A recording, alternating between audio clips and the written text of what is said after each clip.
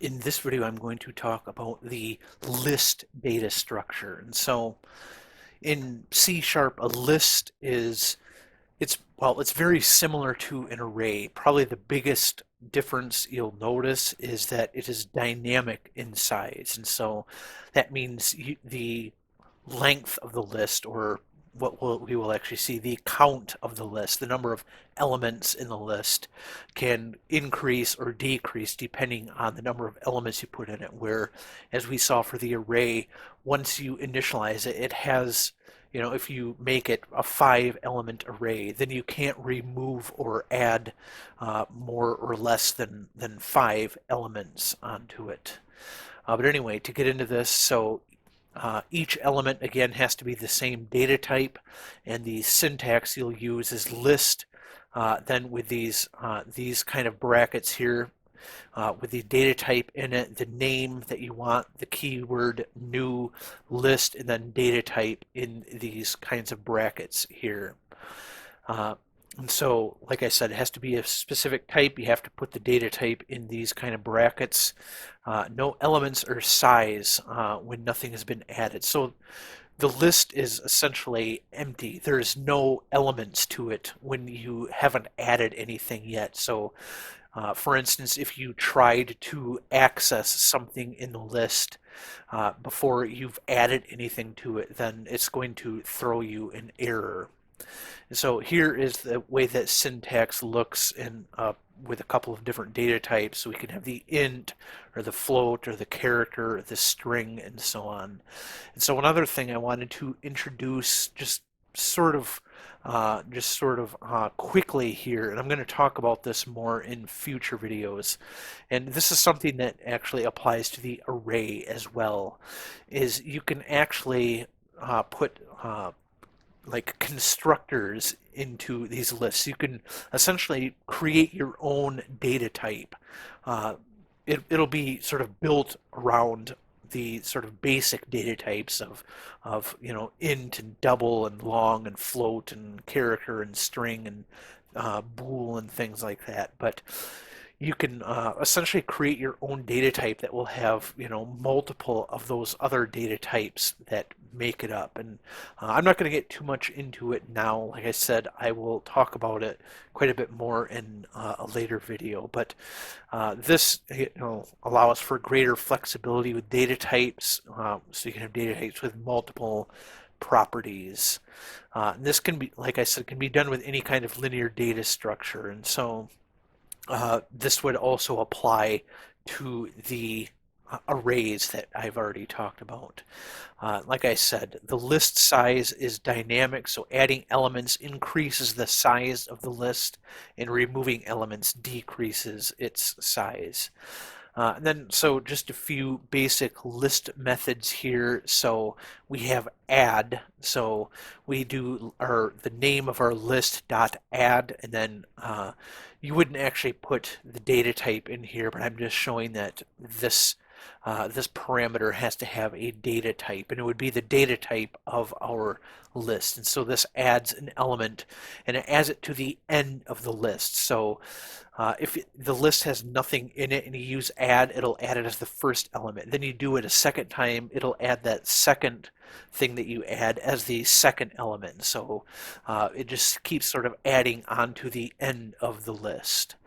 You can also do insert, and so you want to put an integer for the index as the first parameter, then the data type of the list as the second parameter, and that will add that element to this index in the list.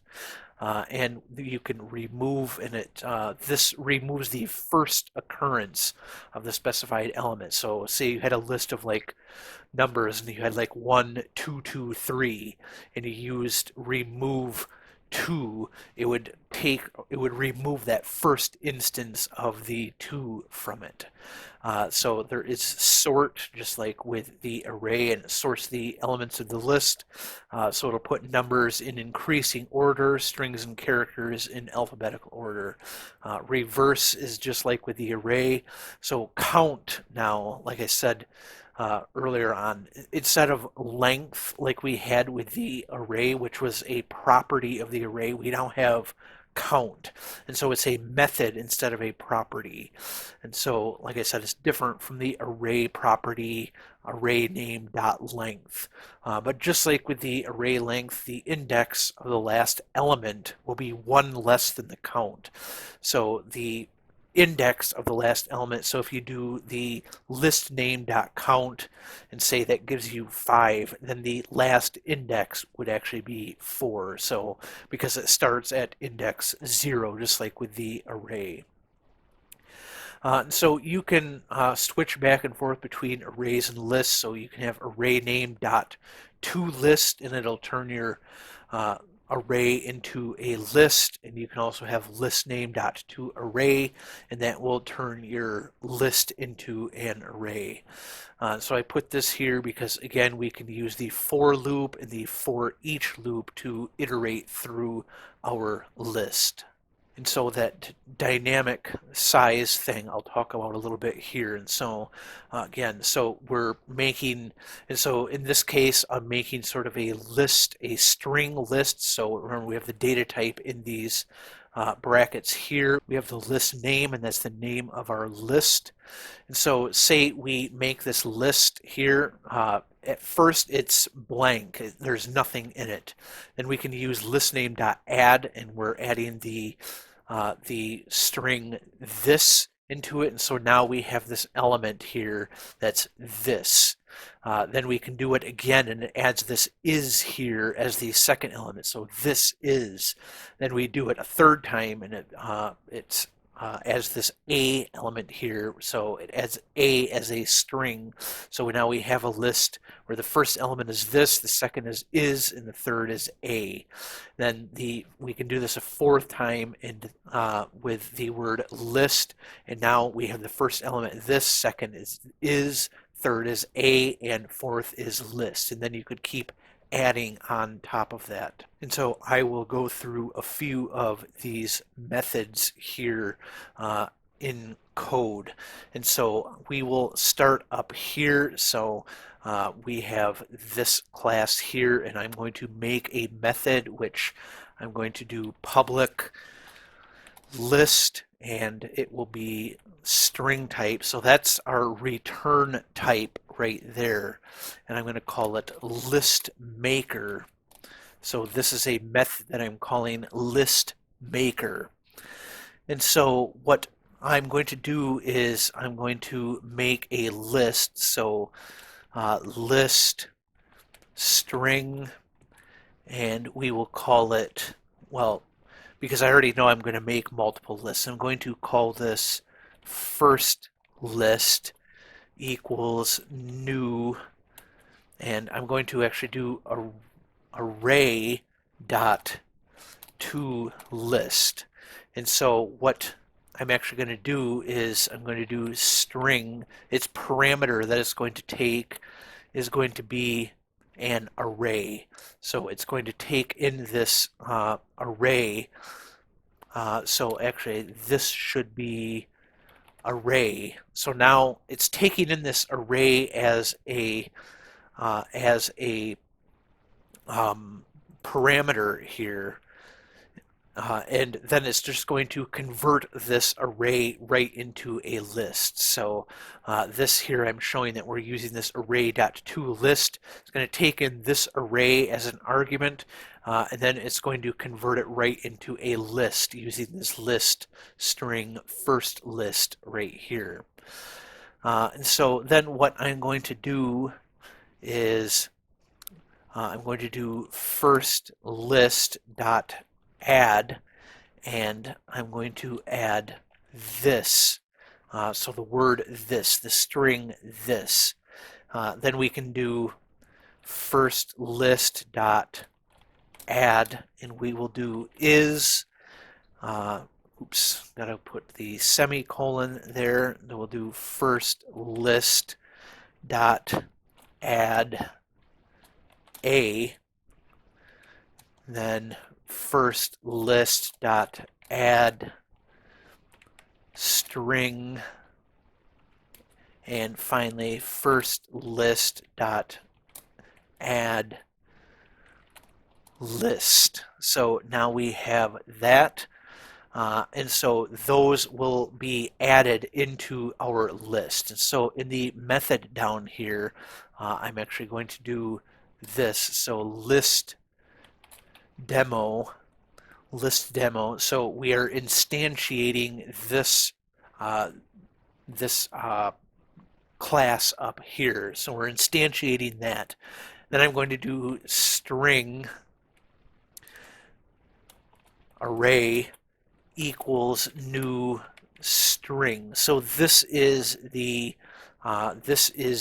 array that we're actually going to turn into a list. And so what I'm going to do is list string list equals list demo dot list maker array. And so it's taking in this array here up here, and then it's converting it into a list there.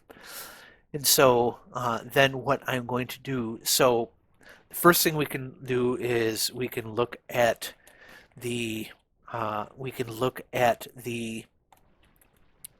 list count, and I will do that right there.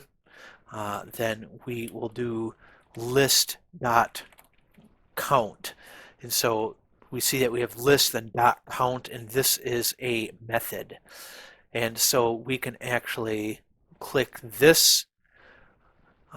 So again, and I forget this quite often, we have to return first list. So there has to be a return type from there.